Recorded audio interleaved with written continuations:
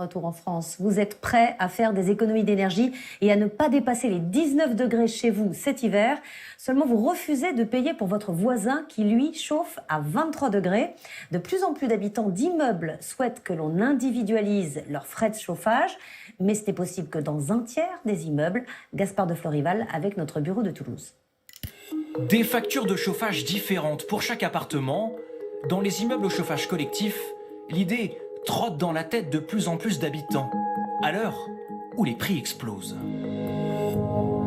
À Paris, cette copropriété est au chauffage collectif. 21 logements qui se répartissent la facture. Mais cela pourrait changer.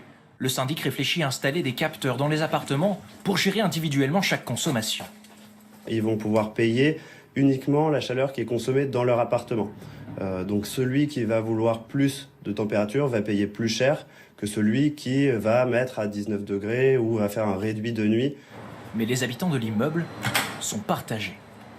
C'est vrai qu'à mon sens, chacun devrait payer pour sa consommation. Ça dépend aussi de l'isolation. Par exemple, le mien, il n'est pas très bien isolé. Donc du coup, personnellement, je préfère que ça soit collectif. Pour l'heure, l'individualisation des frais de chauffage ne concerne qu'un tiers des immeubles. À Toulouse, les propriétaires de celui-ci ont déjà sauté le pas en installant il y a 6 ans des répartiteurs d'énergie sur leurs radiateurs, comme chez cette mère de famille.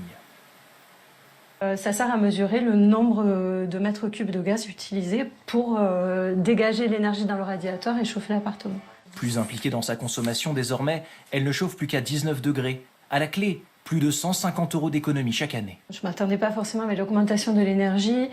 Aujourd'hui, en 2022, à me retrouver avec un niveau de charge aussi bas quand même pour le gaz. Individualiser les frais de chauffage pourrait être l'une des pistes présentées par le gouvernement dans son plan de sobriété jeudi. Selon les professionnels du secteur, cela pourrait permettre de réduire de 15% la consommation d'énergie en France.